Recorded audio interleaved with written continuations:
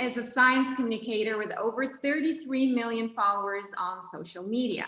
Yet we are not here to discuss his fantastic ability in making science so much fun and so relatable. We are here to discuss the journey that led to all that. Directly from Berlin, welcome, Hashem. Thank you so much, Lara. Thank you for having me. Thank you for being here. How are things in Berlin right now? Well, the number of cases is going up and we have a second lockdown. Wow. It's not as strict as the first lockdown, but in the end, it remains a lockdown. But it's getting tightened day and day. So the good news is we have a vaccine coming soon. So I think you heard about the news, which came out last week about the vaccine. So hopefully this will be the vaccine that will change the face of the pandemic. Yeah, hopefully soon, and this global health crisis can be resolved and no more lives lost. Yeah? Hopefully. Hashem, I've been following your work for some time now, and I would like to take a moment to thank you for the fantastic work you do. You make science, you create this content that's not only relatable, it's also very comprehensible to those of us who are not in the science field. So I'd like to thank you for that.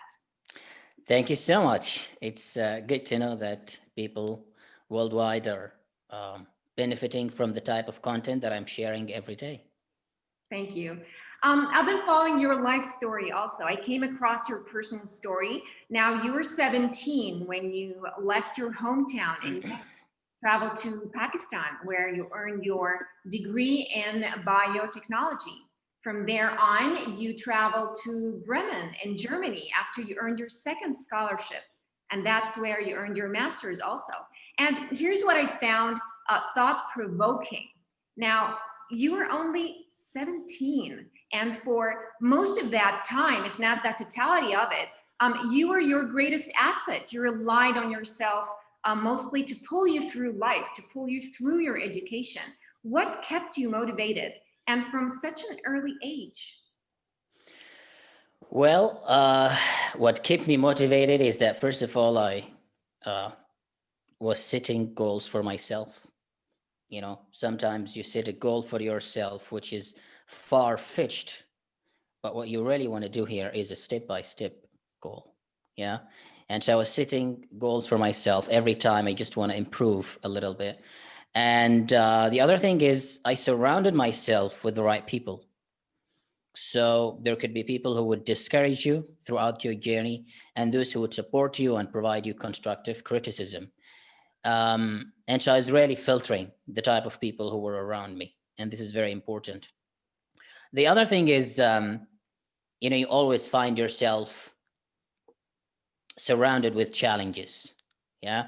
And some challenges can be bigger than challenges that you experienced before. So what can pull you through these challenges is just trying to remember where you started and how did you begin your journey and how many other challenges you have come across. And then you tell yourself, well, I have come this far and I could go further. Yeah. So you can seek your motivation from within based on challenges and experiences that you had before during your journey. Wow, amazing. Was there any particular challenge? For example, I understand that language was actually an obstacle for you early on. Yes, I graduated from Yemen and I got my high school degree. Unfortunately, my English was not good enough before I traveled to Pakistan. Now, normally, when you travel to a country where the language of instruction is different, you need to take 1-year course. But in Pakistan, it was really different. You have to start right away with the course in English. And that's advanced English, not like really any English, because you're talking scientific language. So I spent the first 3 months teaching myself language, English. And because it was really not safe outside, it was 2008. Peshawar had its problems in terms of security back then. and I just wanted to learn inside the university on campus. So I just got a laptop, and I was really learning online to overcome the challenge of the language. So I learned the language within 3 months. This meant that I needed to retake some subjects. Yeah, because my main focus was English first, so I can catch up with the level of other students. So I did retake some subjects, but my English continued to improve.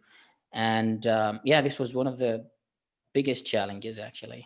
Wow. So once again, you relied on yourself to pull you through that challenge. And the resources available.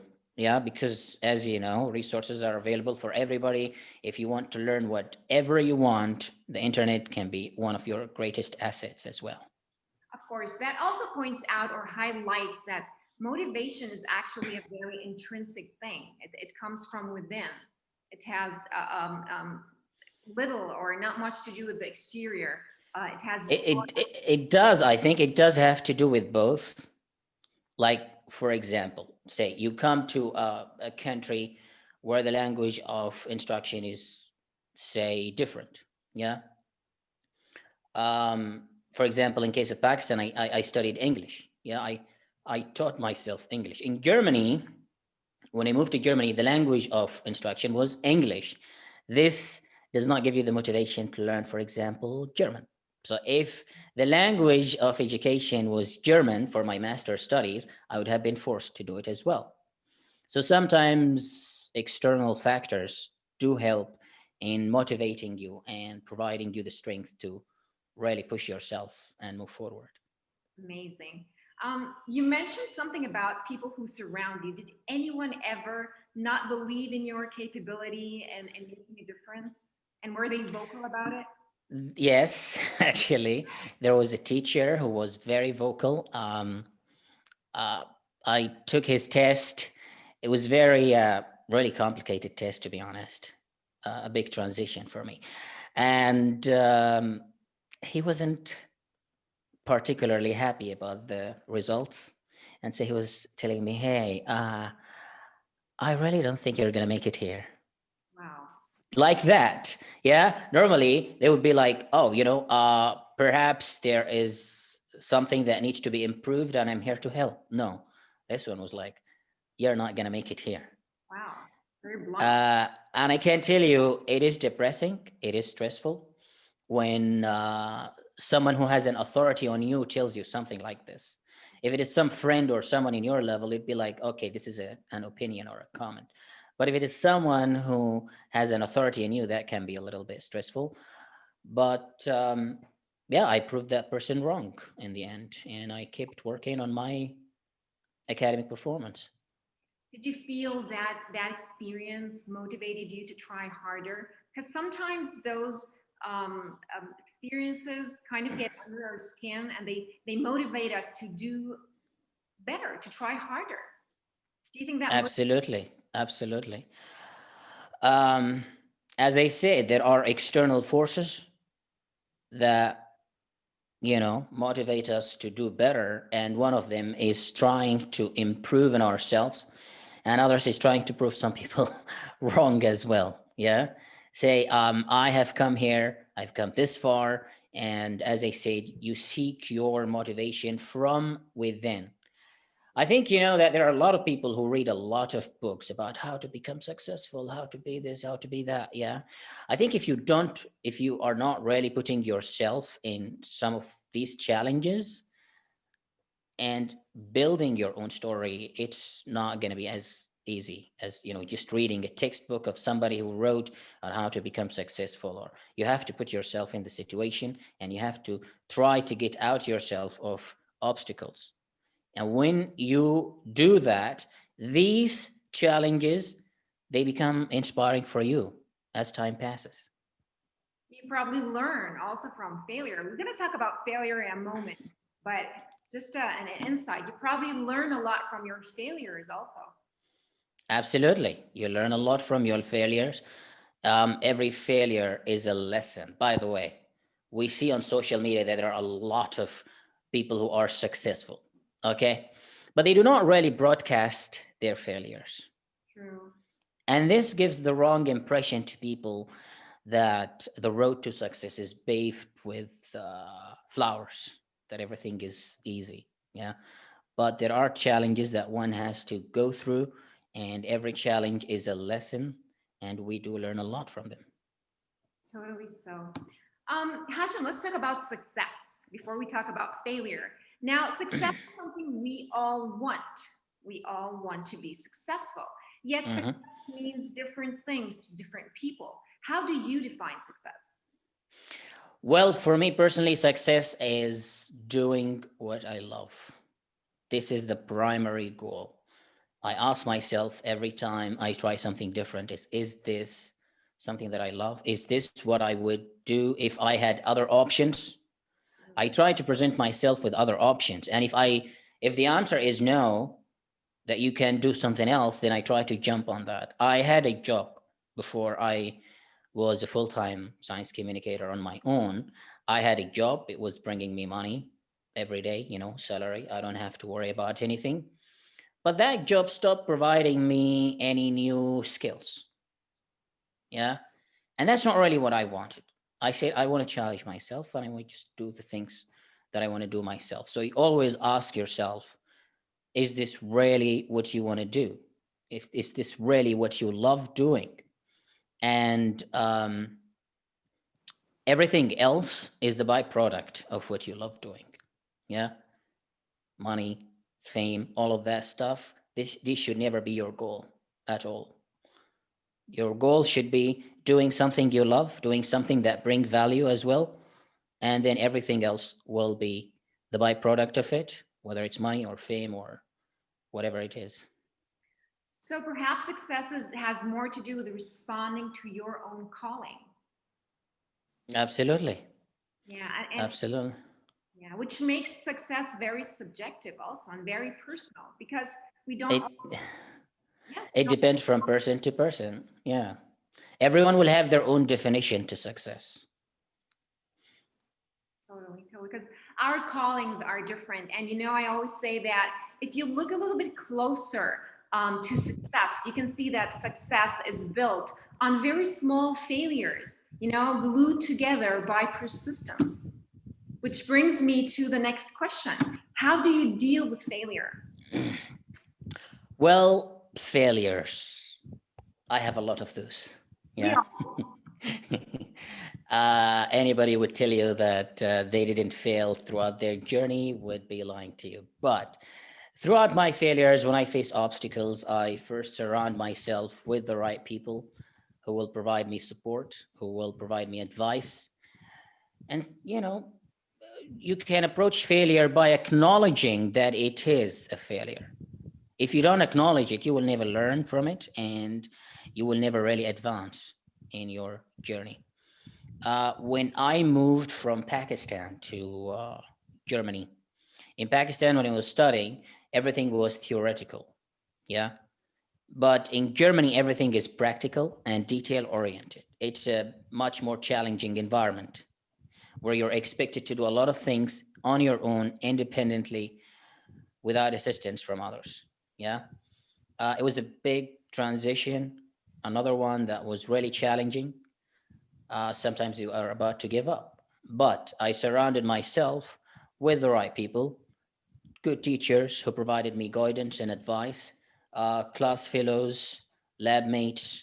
So you surround yourself with the right people, you learn from your previous mistakes, and you just also try to learn from other people's experience as well.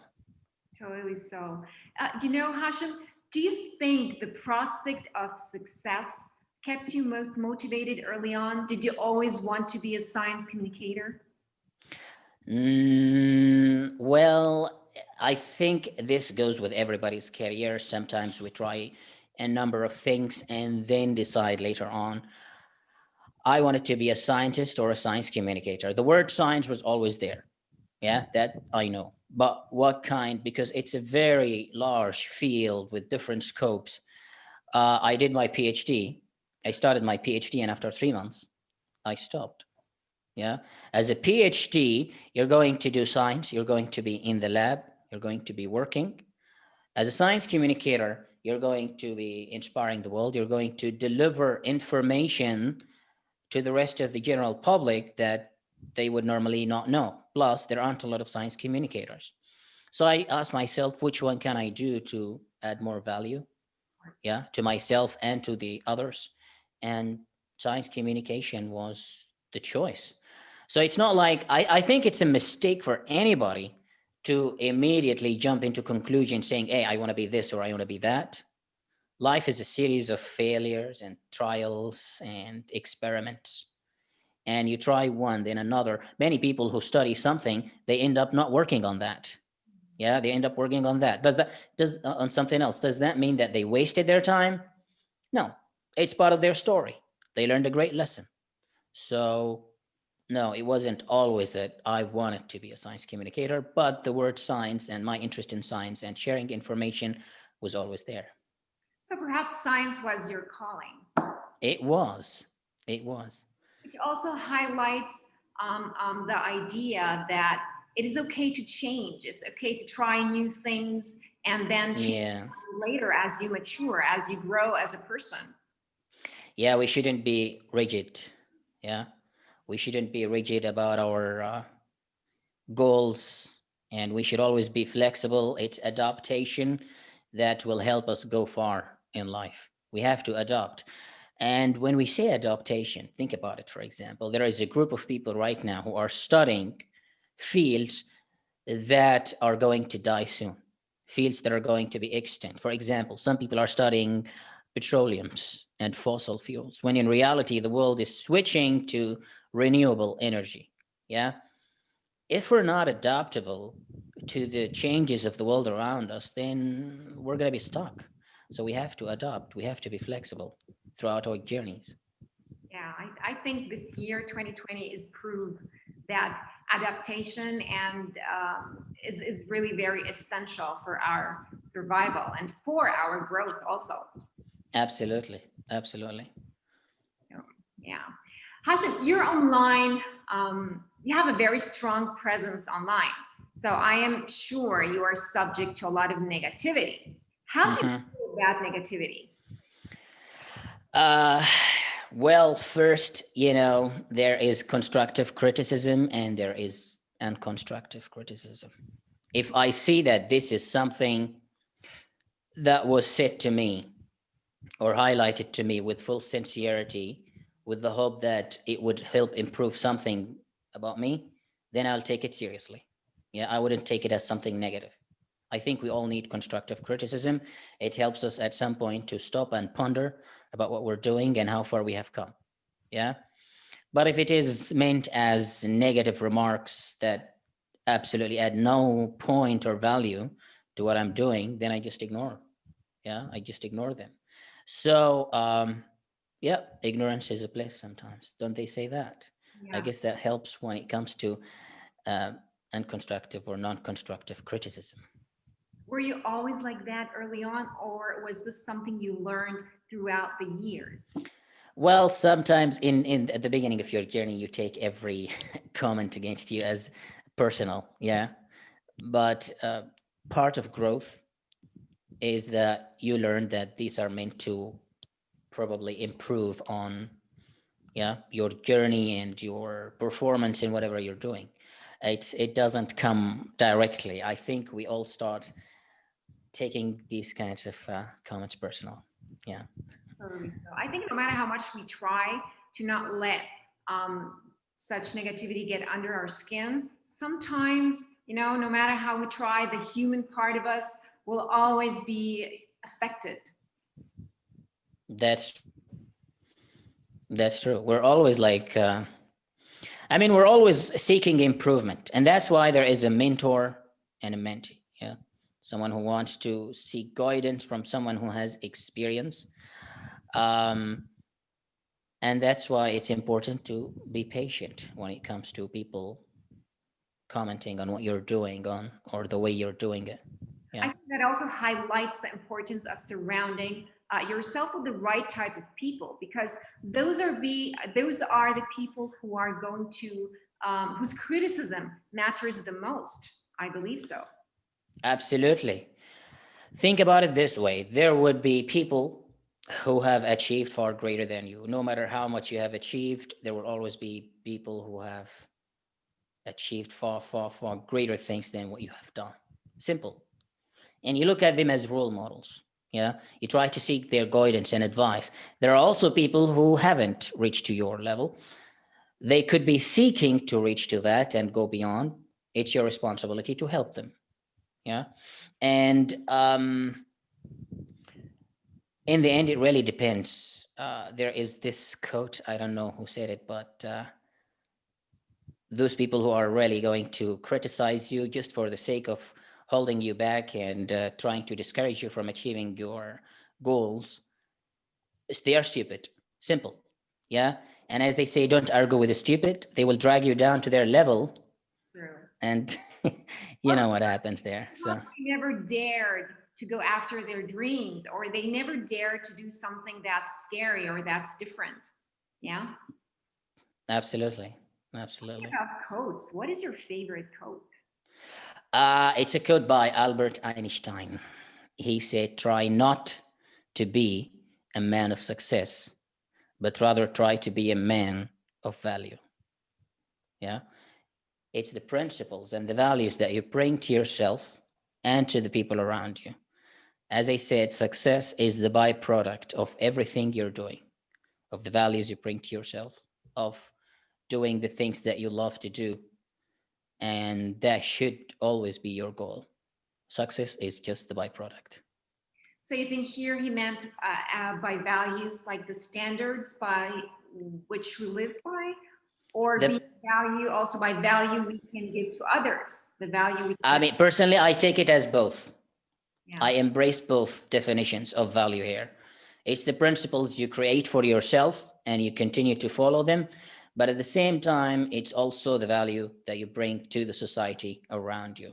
Is your work inspiring others? Is it helping them in one way or another? And a lot of people actually switch from their daily job routine to something that helps more people directly. True. I Yeah. think you cannot consider successful someone who does not add value. You know, if success is only limited to you, to your own gains, I personally don't think that person would be successful, or we can't consider that as success. I wouldn't consider it either, to be honest. I wouldn't consider it.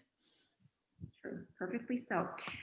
Okay, talking about influence and value to others. Now, leadership has more to do with the impact we leave with others and how much we are able to influence others. Yeah. How do you define personal leadership? Well, there are a number of qualities that make personal leaders great at what they do. Yeah. The first one is hard work. You always need to work hard, regardless of what you're doing. The second one is persistence.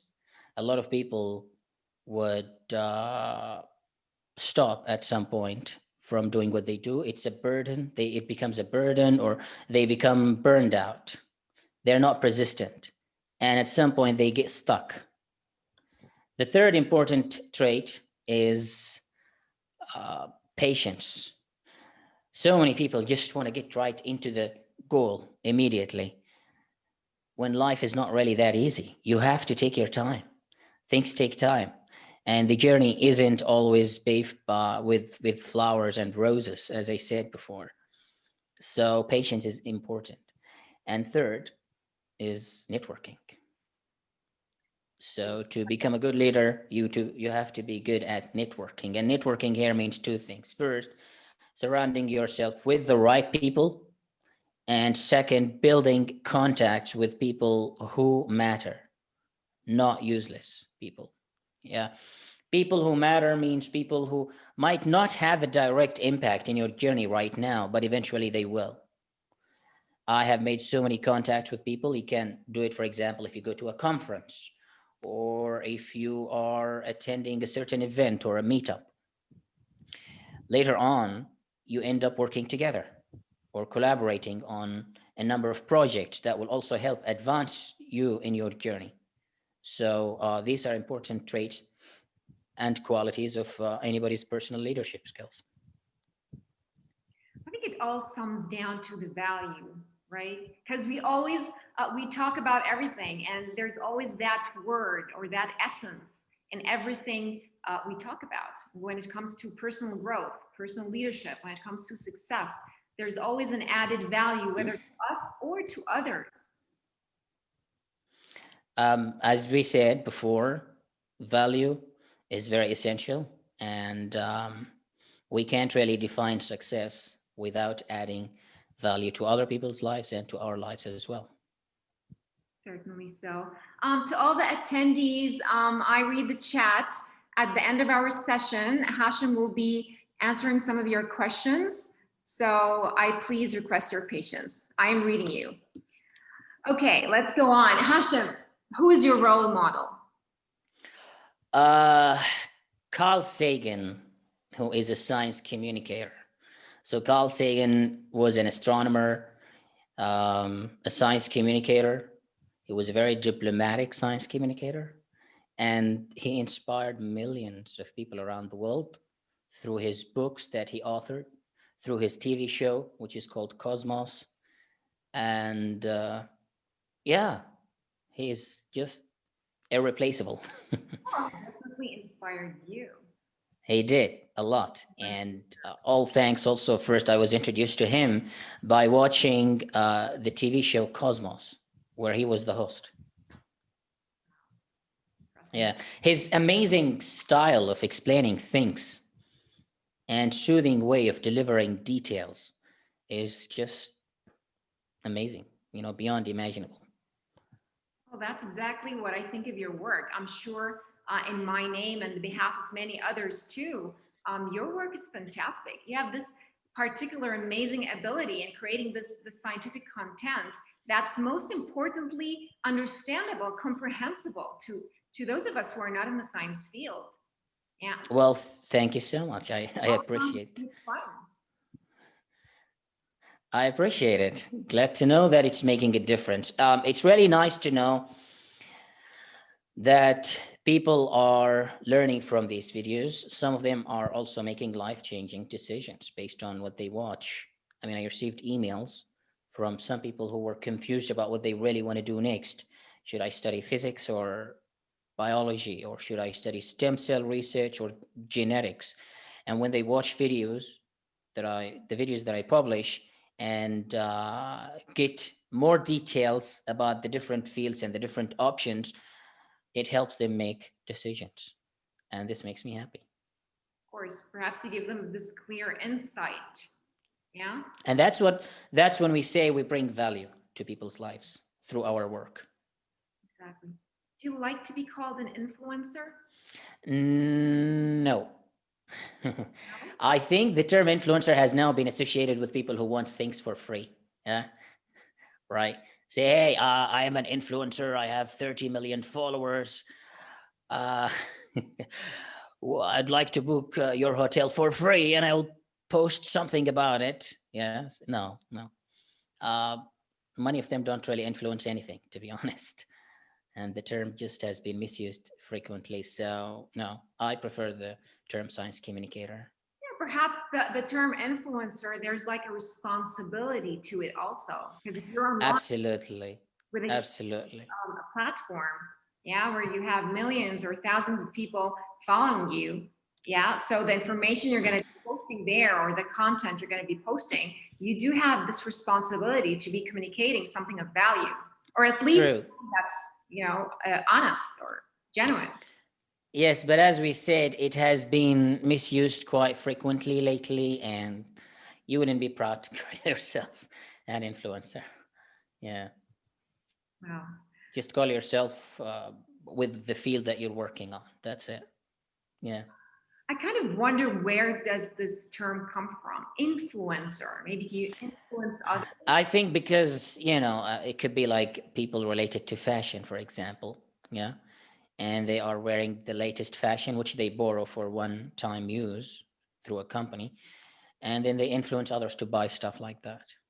So it has been associated with the economical value of influencing people to buy and, sell and all that stuff. It's not really associated with the original intention that it had before, in which you influence people, you help them come to a clear resolution about certain things that are confusing. Yeah, that's the real influence. But yeah, as I said, it's been misused.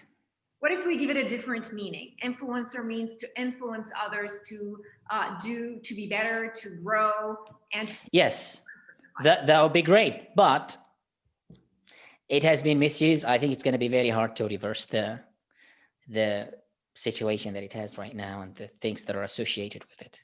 the definition itself. Yeah, yeah. Totally so. Where do you see your life, the direction?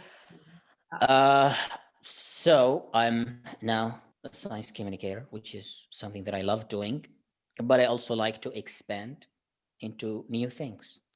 It's part of personal growth. I have released a short film recently. It was last year. I was about to start working on the new short film this year, but then coronavirus came.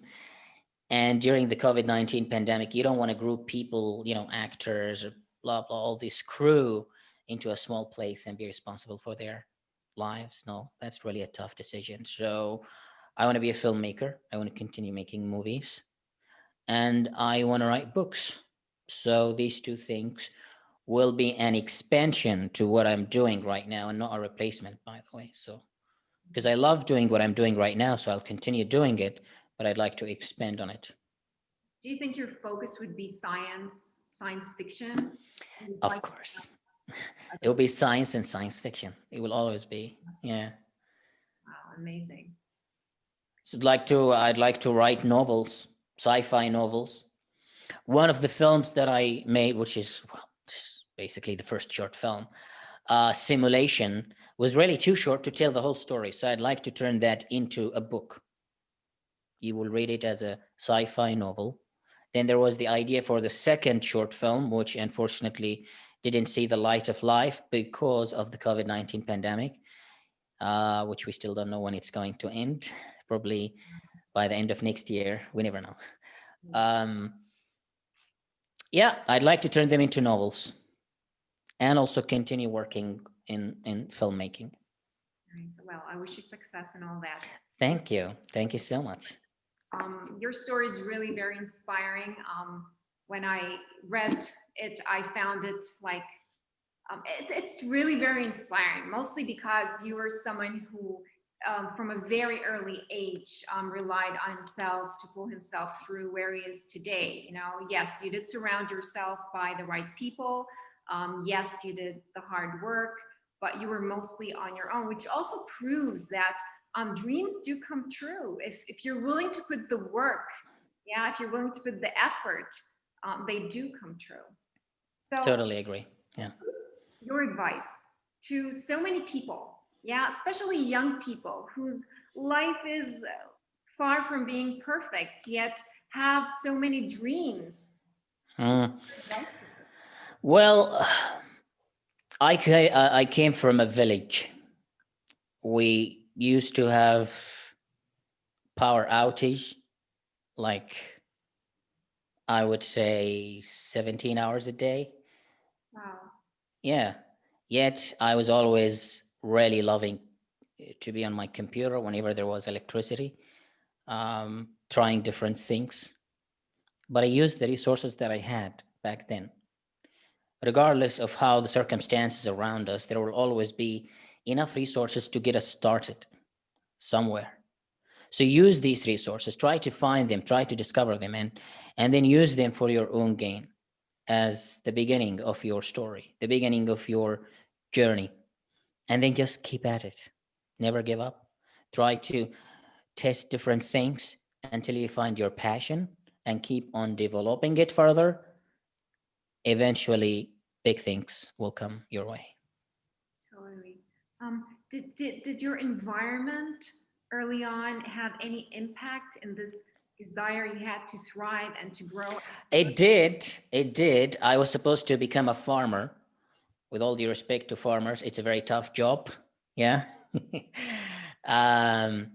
I was also really interested in sharing information. As a child, I I was sharing information in children's magazines, and I would see my name, and it would get me excited that, yeah, you look, I just shared something meaningful, and other children are reading about it in the new edition. Yeah. So the idea of not really wanting to become a farmer, and also the idea of wanting to share information and learn more about the world around us motivated me. These were environmental factors, but they really motivated me um, to take my journey somewhere else and into something else. So perhaps that motivation was you wanting something different. Absolutely.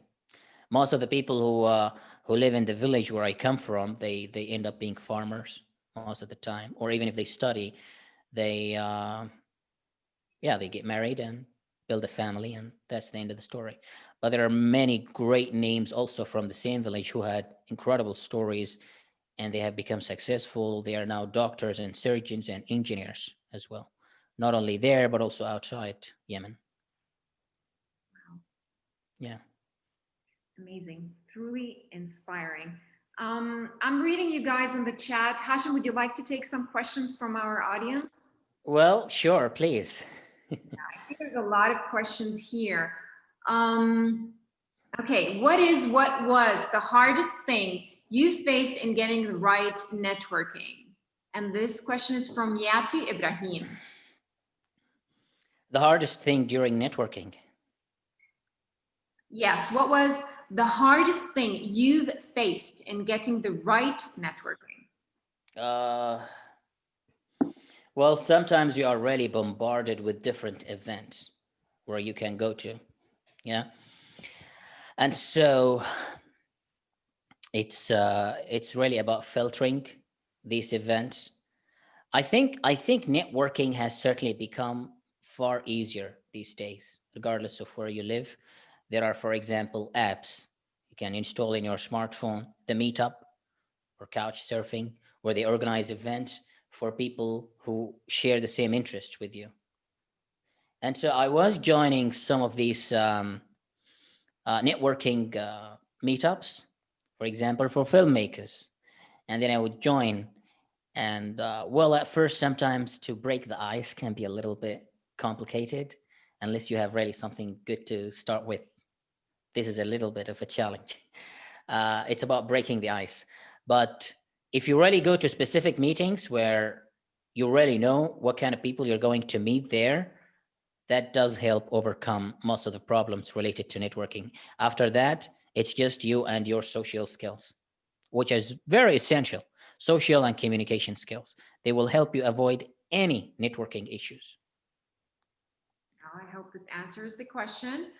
We have another question from Hisham. He says, hello, sir. What do you expect? Oh, that's a very nice question about robotics engineering, influencing education, especially science education. Yes, I did a talk about this, the TEDx talk about the future of education and how coding is very important and how artificial intelligence can influence education. In the future, first of all, they will make it personalized. Yeah. You wouldn't need schools anymore. You wouldn't need a lot of teachers. Education will become technology based, personalized experience. Every student will get just the right information that they want to learn, while we also eliminate all other distractions. Yeah. Second, it will employ a lot of technology. Robotics itself, not necessarily, but coding, because we're talking about artificial intelligence, and there will be software tools that will be built that will study what the student is learning and then customize the content of education based on their own interests. And as I said, if you're interested in something, you can excel at it, you can become more successful. And that's how education in the future will be influenced by coding, programming, and computer science. Wow. Do you think technology is going to replace completely the traditional classroom? Not completely. I mean, you still need a teacher or two, I guess.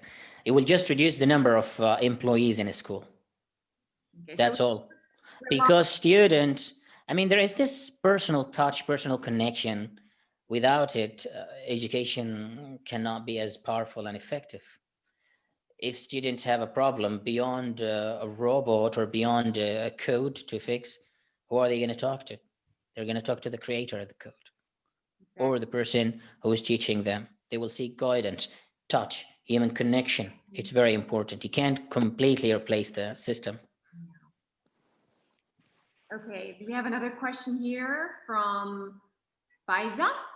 Do you get extra help from other professionals? Okay, do you think that this job, what do you do? Okay, I think what she meant is, do you think your job can affect your mental health negatively?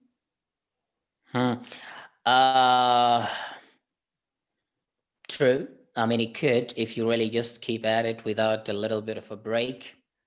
Yeah. So you need to freshen up your mind, get a break after some time, so that when you return to what you're doing, even though if you love it, you will do it more enthusiastically. You will be more enthusiastic and more energetic to do it. Of course, after some time, it can be a big burden and you have to change your environment. This year, I have been in self-quarantine since the virus was announced, and I am already craving a vacation, but maybe after this whole pandemic is over. Well, I think all of us as a collective, we all feel the same way today. Definitely, definitely. Yeah. There's another interesting question is, how do we motivate ourselves to do what we love in the absence of the right guidance? Okay. Read. I mean, I don't know what you mean by right guidance. I think you mean by a supervisor or a mentor in this case, right? But read about other people's experiences. I'm not saying, hey, go read about a book on success that doesn't offer any story that's meaningful. There are a lot of books like that. Hey, to become successful, do this and do this and do that, without offering the story on how someone overcame the challenges that they went through. So try to learn from other people's experiences, and yeah, that helps in the absence of guidance. Like listening to, I always find fascinating, Hashem, that we as humans many times are fascinated with success itself, but we rarely know the story behind the success, the person behind the success, as you said, the failures and overcoming all those failures. So I think True. Because, if we learn about their story, at some point in their life, we feel connected to it. And this does help us to learn how they managed to go through it in comparison to what we did. Because maybe the way they did was much better. So we would like to do that. We'd like to replicate the same result. Yeah. amazing. This is a very interesting question from Siva. Sir, your thoughts about psychology and love? Psychology and love. Well, it's a basic human emotion.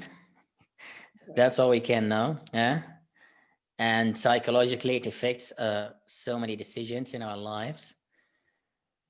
Yeah, I'm not sure if the question is very specific or not, but Well, it's a part of scientific field. I think psychology. it is. And so amazingly, our brain does contribute greatly to it. And that's why we have chemicals, the chemicals of love, the oxytocin and the dopamine.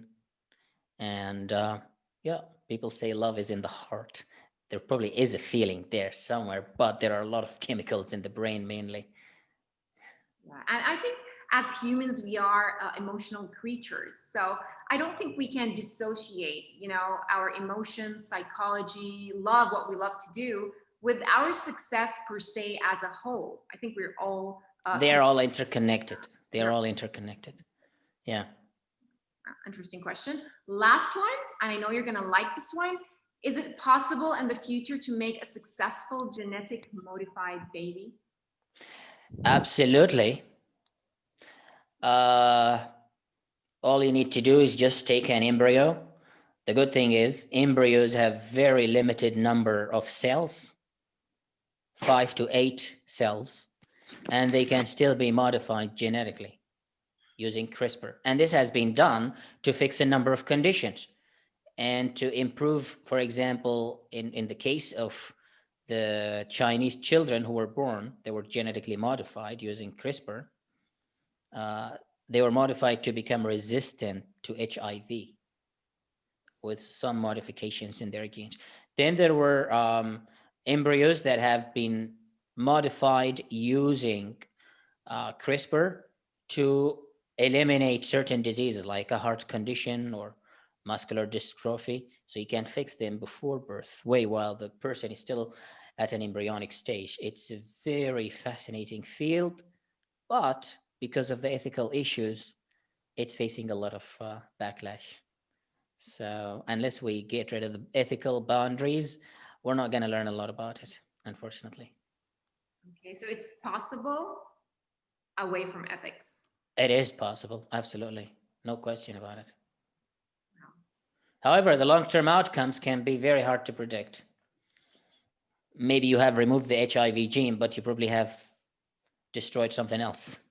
You can only know after the baby has grown and is now in an adult stage. So yeah. Yeah. Hashem, if you were to summarize your life journey or your journey towards that led you, the journey that led you to who you are today, with one word or 2 words, what would those words be? 2 words. Patience and persistence. Patience and persistence. Persistence encompasses hard work as well. You do what you love, but you keep doing it. Yeah. You will face a lot of challenges. They will not matter to you. You will keep going. And patience, because you know that eventually you're going to achieve whatever goal you want, but everything takes its own course of time. Persistence and not to fall perhaps into instant gratification. I think when you say yeah, that would be a premature celebration. Yeah. Say, hey, you know, I have achieved so much, and then you stop there. I deserve applause. Yeah, no, that's not how life works. That's not how life works. So maybe we can take questions directly from Okay. Yeah. Would anyone like to ask Hashem a question? Raise their hand. Yes. Yeah. Raise your hand and I'll unmute you. Or perhaps you can try to mute yourself. Okay, we have someone here. Simran? Yes, ma'am. Yes. Go ahead. So as a biotechnologist, it's difficult to do video editing. So are you doing it all alone or you have a team? Well, Because- up until the Facebook page was 22 million followers, I was doing it just by myself. It's very easy to learn now. In fact, you can do it even in your phone. Yeah, the resources are available. There are free tools that you can install on your computer or in your phone, and you can use them to edit videos right away. And there are even free resources for obtaining footage. Yeah, the footage and the music. So it's not really that complicated anymore. Anybody can do video editing now. I hope this answers the question. Let's take another question from Saddam. Go ahead, please. The opportunity. I am a big fan of Hashim sir, and I'm a PhD student in political studies. My concern was about the idea of success, how we imagine success in this age, and how we have imagined success, in pre-capitalist days. that the idea of meritocracy, that somebody who got to the top deserved to be at the top, and somebody who has not made it to the top deserved to fail. So I think what I propose or suppose is to have a very kinder and more gentler idea of success, because how market is, uh, is is is uh, is structured. Most of us are going to fail, and most of us will end up being ordinary. So maybe we Well, should really have a here's the very thing. Yeah, well, Mark Twain, I think. Yeah, he said, so many geniuses are born and die every day, either because of others or because of themselves. We all have the resources to become successful regardless of the circumstances. We all have the resources to do that. And it's really up to us. And it's also up to the people who we surround us with, who will also help us to reach to the top. Now, but you're right. Not everybody who has reached to the top is a successful person. Not everybody brings a value as well. The concept could be rephrased in one way or another. However, the resources are available for everybody to reach and achieve their goals. I think success is about achieving your goal. It's not about being in a top or, whatever location it is. As long as you achieved your goal and stopped comparing yourself to others, that's great. Then you're successful. You can just know it within and you say, well, I have reached far and I can do more, and you continue the journey. Thank you, Hashem. Another question from, let's see, Niaz. Go ahead, Niaz. Hello, Hashem. How are you? Hello, I'm My doing well, question thanks. My question is how science is really complicated. So how you make it simple for like laymen or the individual who have no expertise or who have no ideas about those scientific problems. So science is complicated. How you make it so simple for the audience? Yeah. Well, first of all, you really use generic vocabulary, something that everybody can understand. You break down all this complexity and throw it away. You turn every scientific word into a definition. Okay. And you use language that is really simple, easy to understand. And this is how you can connect to people, because you're talking in language that they also understand. Second, you also use visual storytelling. When you present in a video something that is visually engaging, colorful, and stylish, this does help a lot in making them, or the viewer, more enthusiastic about watching and learning from what you have created. And you just leave the rest to the content quality that you are sharing. On top of that, sometimes I also consult scientists themselves, because oversimplification sometimes leads to a little bit of misleading information. Yeah, we don't want to be overly simplifying information to the point where it becomes not a true representation of of the original study, and not too complicated that people can't understand. So you simplify it, share it with scientists. If they say, you managed to simplify it, but you retained the original idea, then it's time for it to be published. Okay, thank you very much. Thank you. Hashem, would you like one more question? One last question? Sure. Let's take one more question. One last question. Let's see, Asad, go ahead, please. Hello, sir. First of all, hello, sir. Hello. Hello. Hello.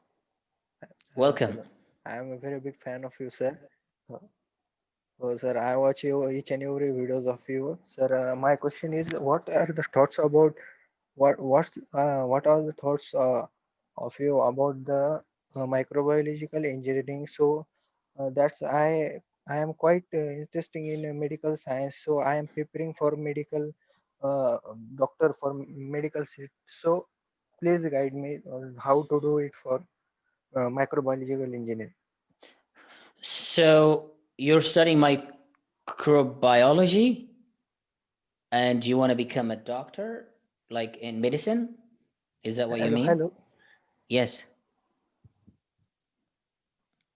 Hello? Yes, sorry. Yeah, so you're studying Yes, yes, yes. microbiology or Yes, sir, yes. microbiological engineering, and you want to become a doctor in medicine. No, no, sir. I'm no, sir. I am quite interesting in microbiological engineering. So I want to you guide me, please. Sure. I mean, it's a very interesting field.